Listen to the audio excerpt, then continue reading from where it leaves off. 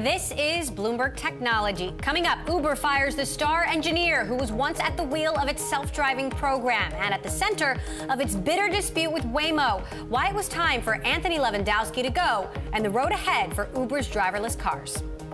Plus, Amazon breaks the $1,000 mark for the first time, despite getting crushed by Walmart in sales. Why investors continue to double down on the e-commerce giant's growth trajectory. And under the hood of the Tesla Model 3's biggest rival, how the Chevy Bolt stacks up against the competition, and what mechanics found after stripping down GM's electric car for the masses.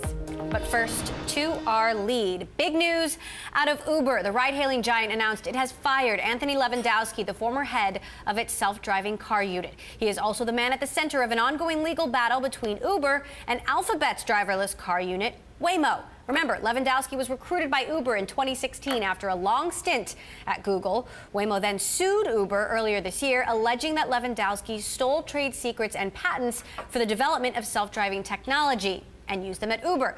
Lewandowski evoked his Fifth Amendment right not to testify, which has made it more difficult for Uber to defend itself.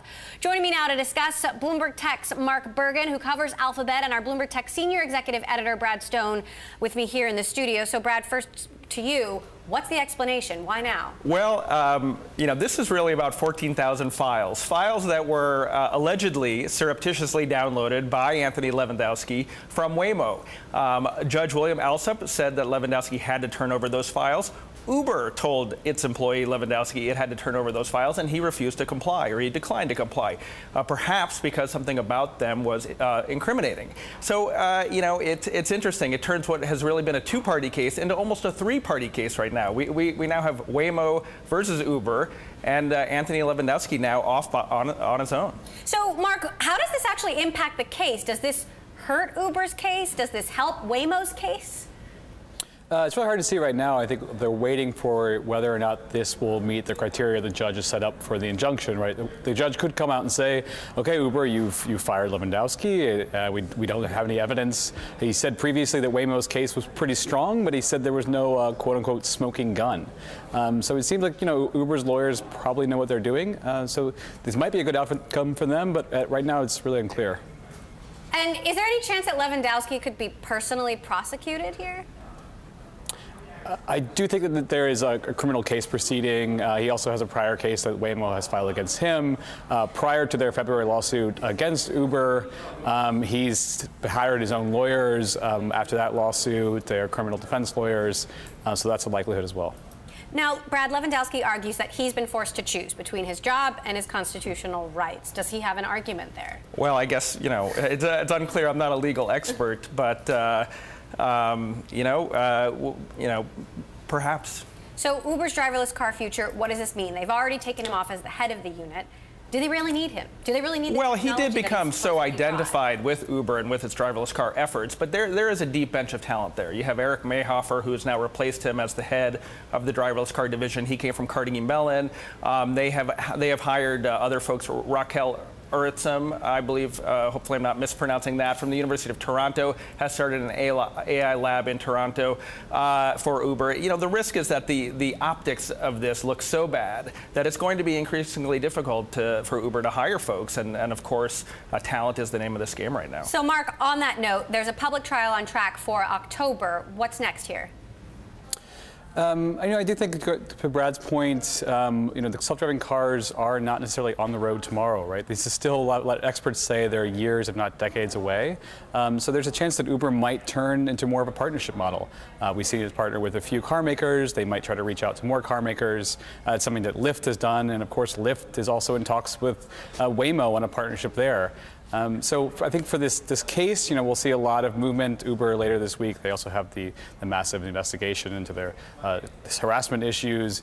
So maybe this is a way for them to kind of put this in the back burner and deal with a lot of other cultural issues facing the company. Yeah, and let me just add one thing. I mean, there is always the possibility that these companies settle, right? I mean, Google is an investor in Uber. There are reasons for them to work together. It does appear from a distance that this case has really been about, the founders of Alphabet, Larry Page and Sergey Brin, with a personal vendetta against one of their former employees, Anthony Lewandowski. So now that he has gotten some separation from Uber, perhaps it's the beginning of Uber and and Google, coming back onto the side of being allies versus adversaries. Interesting. Now, Uber CEO Travis Kalanick got some very sad news over the weekend. His mother, Bonnie Kalanick, was killed in a horrific boating accident. His father is in serious condition, so our hearts go out to Travis at this time.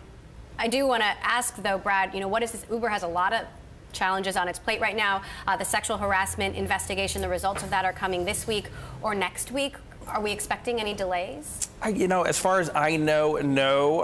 Eric Holder, the former Attorney General, was due to deliver his report to the Uber Board of Directors. It wasn't expected that report, or at least a redacted version of it, would become public until next week. So obviously it's a terrible time for the Kalanick family and for Uber itself. I don't know how much it'll slow down the investigation, though. Do we know anything yet about which way the investigation is leaning?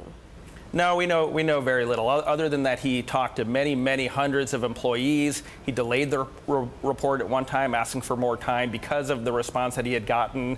I expect it's going to be tough for Uber. And in general, in our estimation, how have all of these issues piling up impacted the Uber brand? In the tech community, perhaps in the investment community here in San Francisco, very much so. But you step outside the bubble, you go to another city, you go to another country, and Uber is an increasing part of people's lives. Not just Uber, of course, other ride-sharing companies too. So it's this weird paradox where, yes, the brand has been hurt, hiring has probably gotten more challenging. Inside Uber, it's got to be a very difficult time, but this is a service and a company that people love and have made a bigger part of their lives. All right, well, we're going to be watching closely for the results of that sexual harassment investigation this week and next week. Brad Stone, our tech editor, thank you so much. Mark Bergen, who covers Alphabet for us, thank you as well. Now to a story we are watching. A 29-year-old Russian man facing charges of hacking American companies, including LinkedIn and Dropbox, can be expedited to either the U.S. or Russia. This according to a Czech court filing. Yevgeny Nikulin, who was arrested in Prague on October 5th, 2016, has denied any wrongdoing and has immediately appealed his possible extradition to the U.S. Nikulin says U.S. authorities urged him to falsely testify that he was part of Russia's hack on the Democratic National Committee in exchange for money and a life in the United States. Coming up, in a race between Amazon and Alphabet to $1,000 a share, Amazon jumped the bar today. We'll take a deeper look into what helped boost Jeff Bezos' company next. And Bloomberg Tech is live streaming on Twitter. Check us out at Bloomberg Tech TV weekdays, 5 p.m. in New York, 2 p.m. in San Francisco. This is Bloomberg.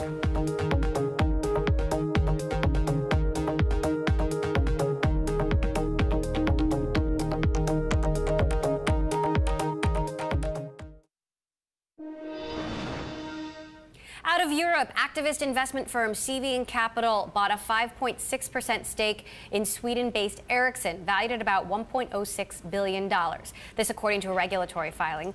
The move will likely push the wireless network firm to accelerate cost-cutting within its underperforming businesses. CV signaled it plans to appoint one of its managing partners to the board. Meantime, in the U.S., stocks return from the holiday weekend and turn in losses, breaking a 7-day winning streak for the S&P 500 and the NASDAQ.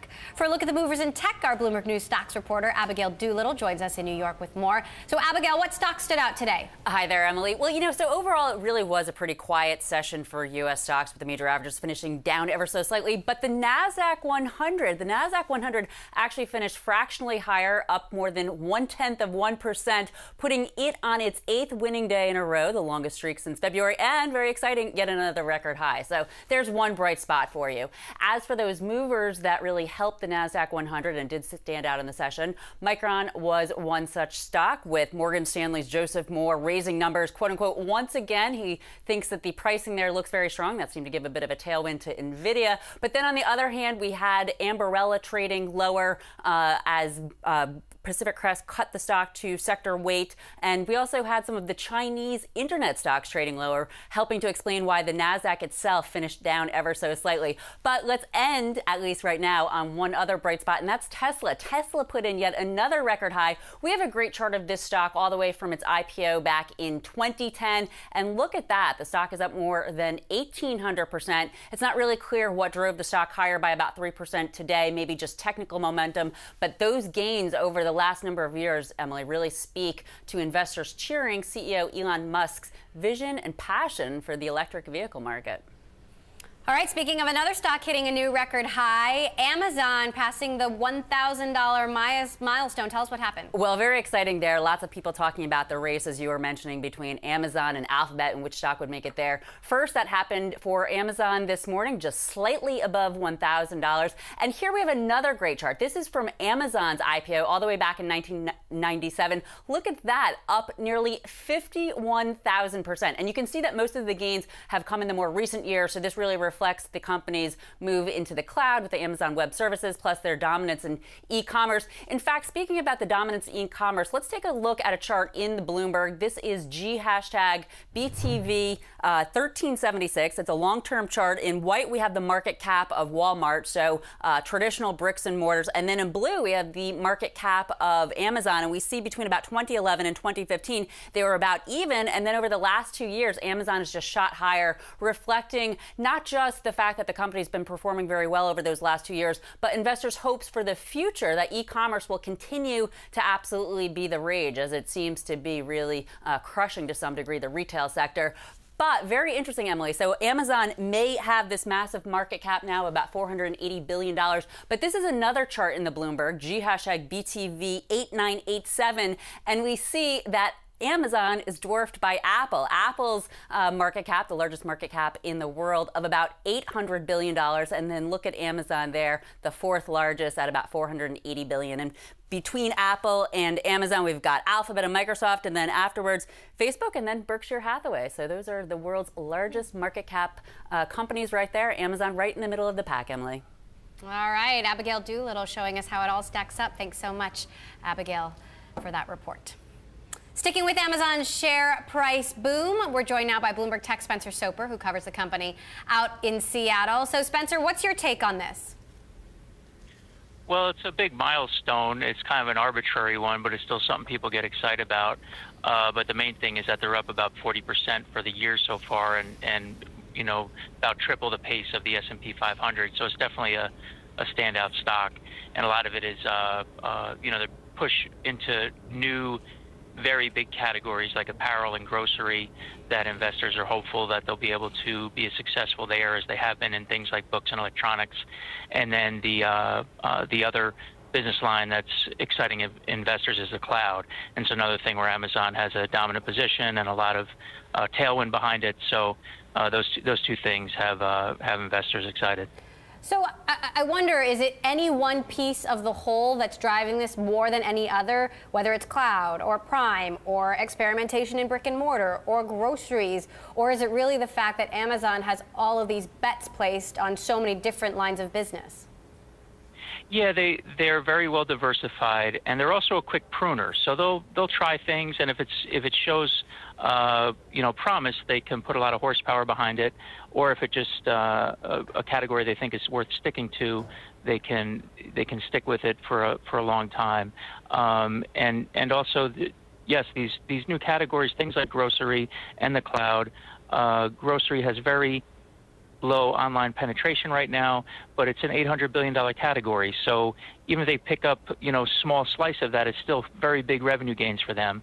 And the cloud is the same thing. They're in a dominant position, and there's just more shift. Public cloud spending expected to grow 16% this year to close in on $30 billion. So they're just in a lot of the right places.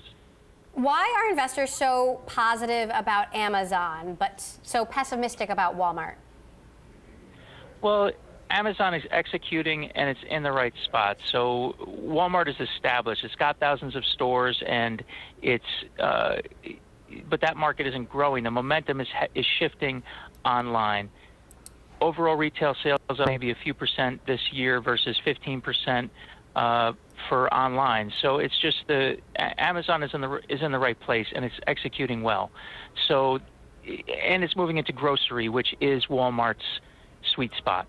That's where Walmart gets about half of its revenue. So investors are just watching for Amazon to continue to take more and more of the consumer spend as it goes into more and more of these categories, including the mother of them all, groceries.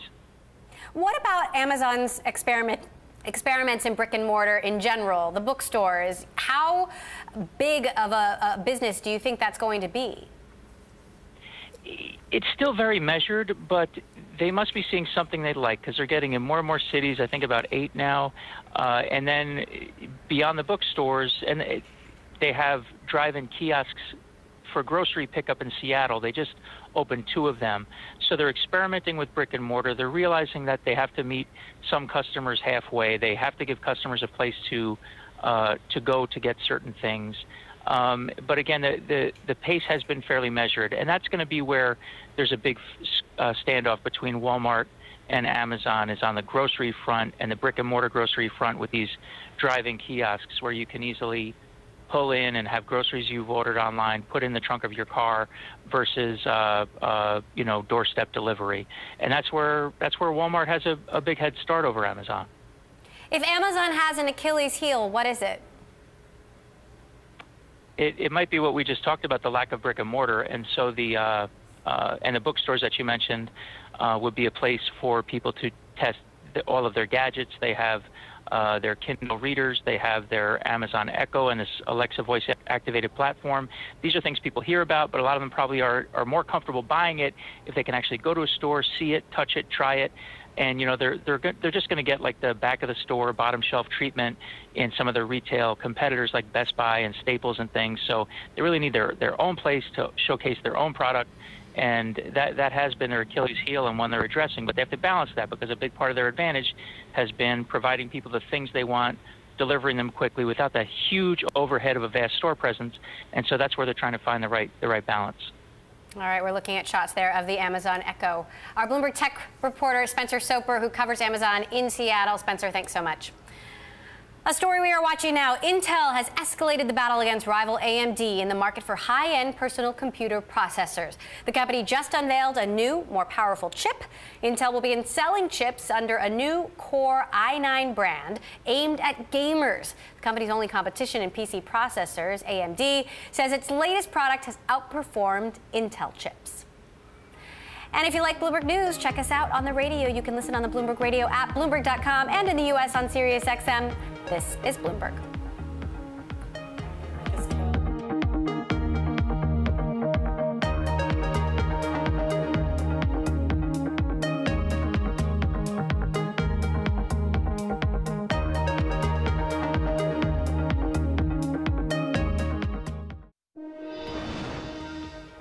A story we are watching. 2 former Theranos directors did not follow up on the allegations about the validity of the technology at the center of the blood testing startup. The highly decorated former director, former U.S. Navy Admiral Gary Roughead, and former U.S. Secretary of State George Shultz said in depositions that they did not question the company's founder, Elizabeth Holmes, about the matter. You'll remember that both men left the board in 2015 after a Wall Street Journal investigation highlighted employees' concerns about the company's operations. The laptop ban remains in limbo. U.S. Department of Homeland Security spokesman David Lappin says Politico's report that the government is shelving the ban is, quote, absolutely wrong. Politico reported earlier that the Trump administration has reportedly opted not to expand its current ban on laptops inside airline cabins to include incoming flights from Europe. The U.S. currently bans laptops from 8 majority Muslim nations. Speaking on Fox News Sunday, Homeland Security Secretary John Kelly said he may ban laptop computers in the cabins of all international flights into and out of the U.S. amid continuing terrorist threats to bring down airplanes, but that a final decision hadn't yet been made. Shares of TiVo jumped 14% in the session, turning in its best performance since February of last year, following a favorable patent ruling that could lead to an import ban on Comcast's TV boxes. A U.S. International Trade Commission judge found that Comcast violated 2 of TiVo's patents related to interactive programming and reporting. Both companies are expected to ask the ITC to review the judge's findings. The investigation should be complete by September. Coming up, Bitcoin has been on a tear, surging more than 100% in the last 2 months. We'll discuss what's behind the move in the cryptocurrency next. And a feature I want to bring to your attention is our new interactive TV function. Find it at TV Go on the Bloomberg. You can watch us live. If you miss an interview, you can go back to it. You can send our producers a message. You can play along with the charts that we bring you on air. This is for Bloomberg subscribers only. Check it out at TV Go. This is Bloomberg.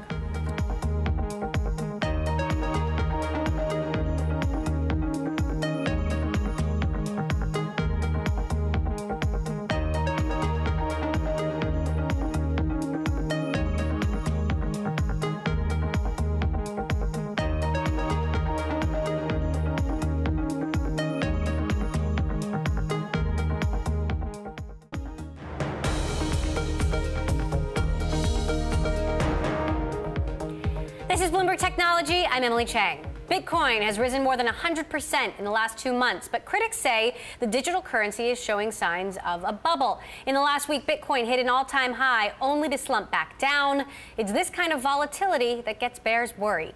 Not to mention questions about safety, fraud, lack of government recognition, and competition from other digital currencies. Joining us now to break it all down is Polychain Capital founder and CEO Olaf Carlson-Wee. Polychain is a hedge fund backed by Andreessen Horowitz and Union Square Ventures. Also joining us, our Bloomberg editor-at-large, Corey Johnson. Olaf, I want to start with you. Is there a Bitcoin bubble? What do you think? Well, we've seen really fast growth in Bitcoin recently. I think this is an uptick coming from an industry that hasn't been moving as aggressively in the public radar. But now that a lot of the growth in the price is more closely tracking the fundamentals, I think we're seeing a big uptick for that reason. Corey, some investors have told me that Bitcoin is like gold. It is a finite resource and therefore just not as interesting. What's your take? Well, I think gold's fascinating personally, but it is true that the way Bitcoin is constructed, it's meant to be finite. It's meant to be harder and harder to mint coins as there are more and more out there. And so the scarcity value is an important part of the Bitcoin plan and has been from the very beginning. But I think, for people in the Bitcoin community, they see all this investment, they see all this excitement, they know all these deals, they can't believe their parents don't understand what they're doing. So when they see the price surge, I think it's seen as a validation of what they've all been working on. But there's absolutely an element of gold-like, of gold bug-like, both fervent belief and rabid speculation going on here. And you can see that in the reaction to the price. And I thought you really did see that when you showed that 5-day chart 5 days ago, when you saw that really dramatic 1 hour 20% sell-off in Bitcoin, you can really see that it is so speculative, this current wild ride that Bitcoin's on, that while the long-term value of Bitcoin may be in the eye of the beholder, the volatility is really in the eye of the speculator. Now, I've been talking to investors who've said Bitcoin is old news. The new hot cryptocurrency is something called Ethereum. In fact, I interviewed Fred Wilson of Union Square Ventures and asked him for his prediction for the year, and he had this to say about cryptocurrency in general. Take a listen. I think that Ethereum will bypass, the market cap of Ethereum will bypass the market cap of Bitcoin by the end of the year. So of all the predictions he could have made about anything in tech, that is what he chose. Olaf, first of all, explain how Bitcoin and Ethereum are different. Yeah, so Bitcoin has a programming language that you can use to interact with the protocol as a developer.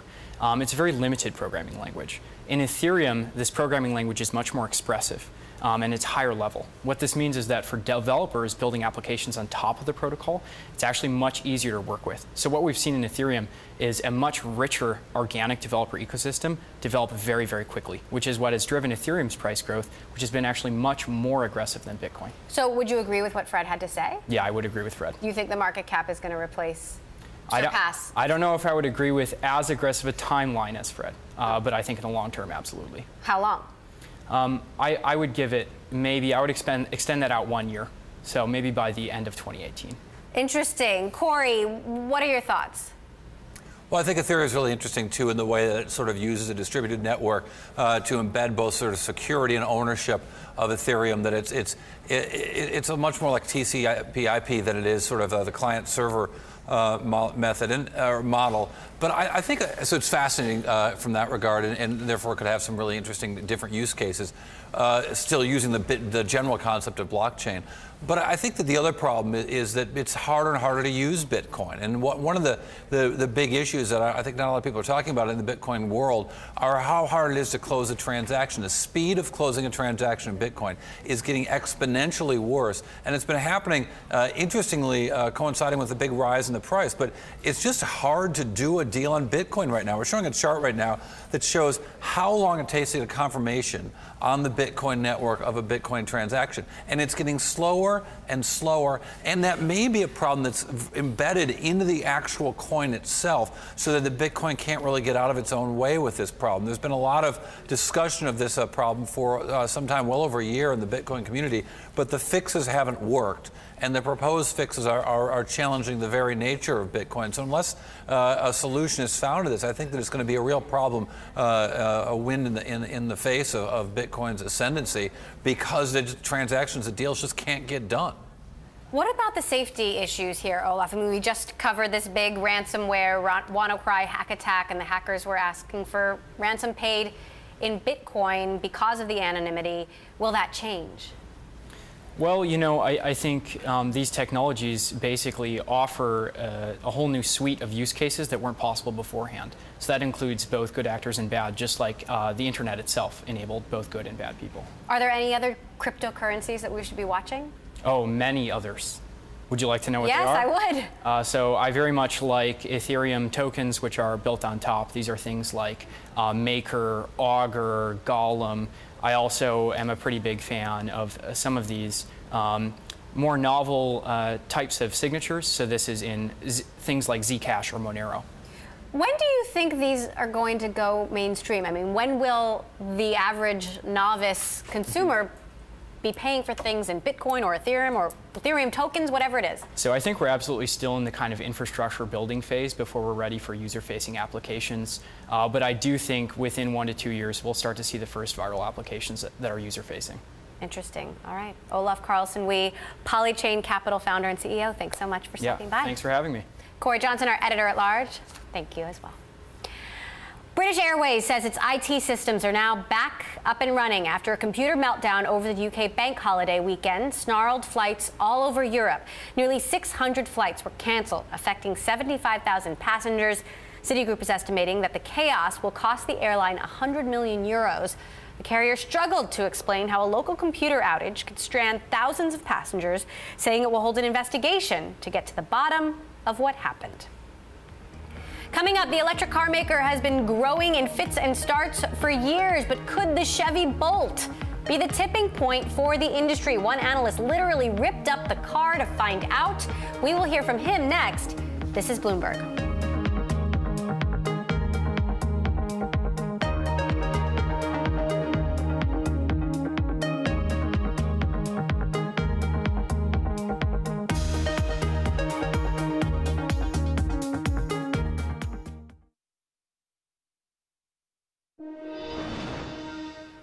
Vietnam may soon have its first technology company go public in the United States. VNG, a game whose investors, including Goldman Sachs, signed a memorandum of understanding to list on the NASDAQ. VNG CEO Lê Hồng Minh has declined to disclose the timing or size of its IPO. The company's games have shipped to more than 230 companies. VNG forecasts 2017 revenue of $180 million. That is a rise of as much as 70% from last year, according to the company. Ahead of the highly anticipated release of the Tesla Model 3, the autos team at UBS got hold of the newest Tesla's biggest competitor, the Chevy Bolt.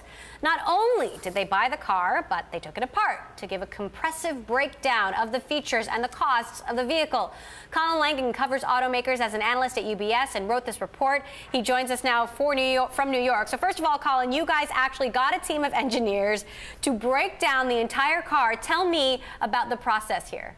Yeah, I mean, it was a very exciting process. We partnered here with a team we call the Evidence Lab, a bunch of data scientists, and we've talked to them about how the Chevy Bolt will be the first mass market EV with over 200-mile range, and this would be a very interesting test for EVs in the U.S. and globally. Since this was such an important vehicle, we decided to partner with a company that is an expert in automotive teardowns and provided us a very detailed cost analysis of the entire EV powertrain, which I think gives us quite a unique edge in understanding this important phenomenon in the industry. So give us the highlights on how the Bolt compares to the Tesla Model 3. Well, I mean, we'll get the full details of the Model 3, but both are around the similar price point, actually. I mean, the base Tesla Model 3 will be $35,000. The Bolt with base would be more like, once you get the $7,500 credit, it's about $30,000. So similar price points. The range will be very similar. Both will be over 200 miles.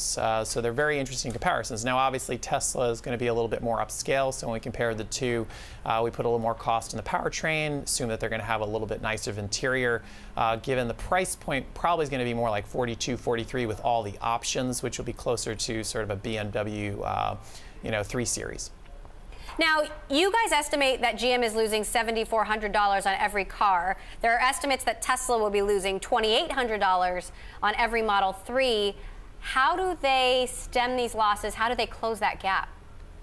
Well, I mean, the big driver here is going to be battery costs. So that's today. Also realize that we're only assuming that GM is going to sell around 30,000 bolts a year.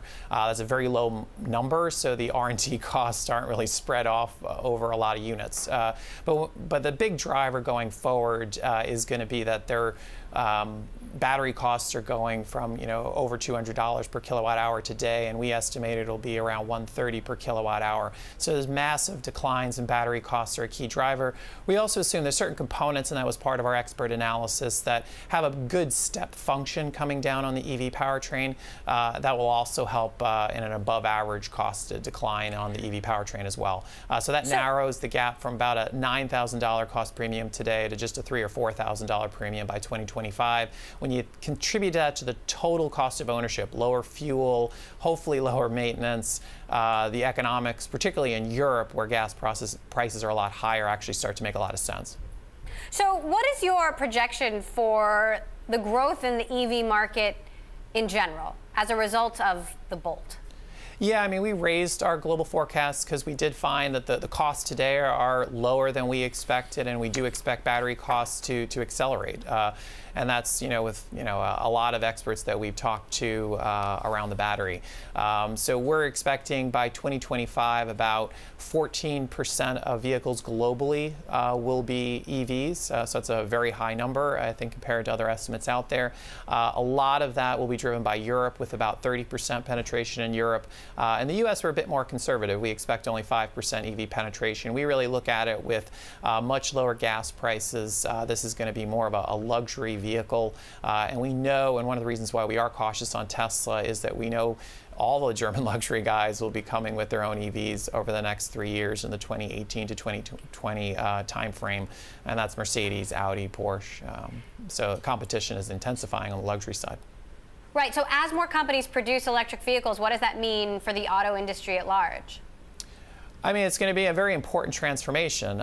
So when you think of the automakers, the whole engine is going to be sort of overhauled here.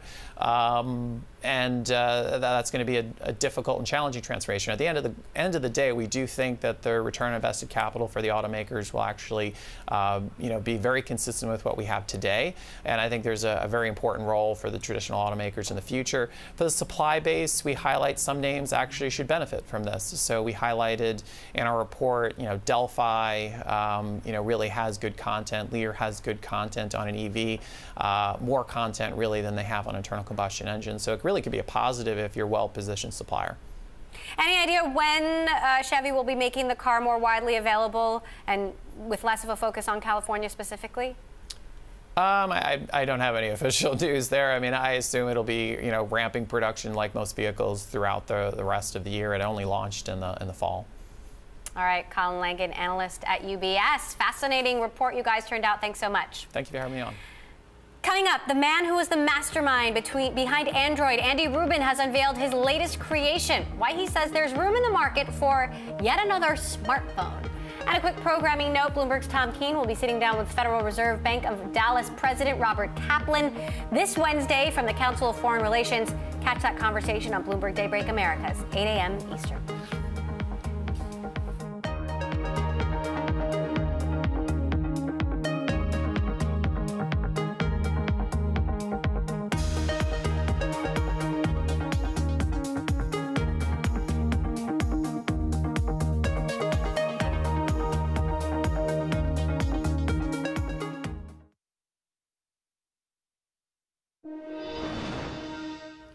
Vietnam's Prime Minister Nguyen Xuan Phuc is coming stateside, becoming the first Southeast Asian leader to meet President Trump. The main point of the discussion? trade. Bloomberg's Haslinda Amin spoke exclusively to Prime Minister Nguyen Xuan Phuc and got his thoughts on a trade deal with the U.S. after President Trump led the abandonment of the Trans-Pacific Partnership.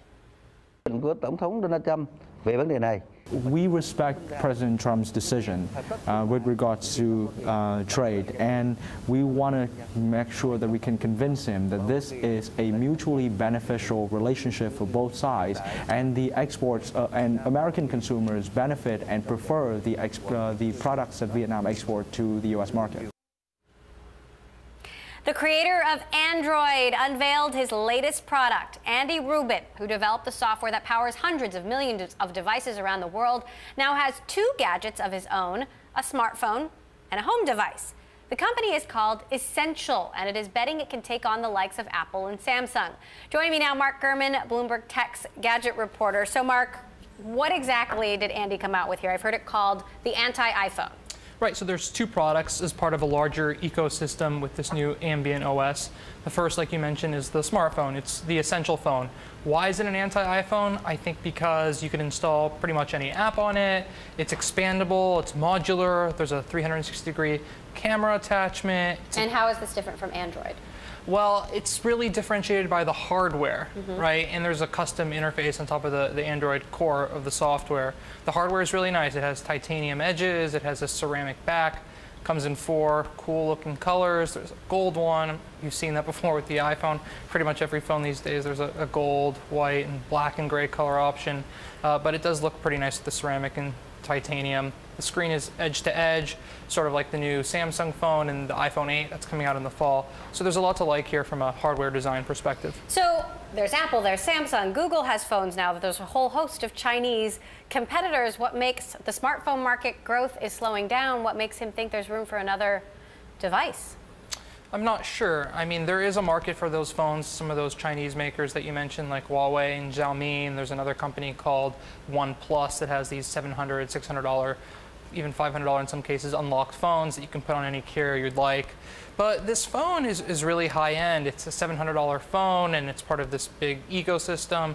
Is it going to make a dent in Google's market share, Samsung's market share, Apple's? I would totally bet against that. And what about Android in general? Android, I think this just shows you that Android is pretty much everywhere at this point. I've seen refrigerators, microwaves, home appliances, obviously phones with Android. It powers hundreds of millions, if not a billion devices across many different platforms across the world. And this Essential phone is just yet another. So how would you say this play stacks up against Amazon Echo, Google Home, and those two companies in AI?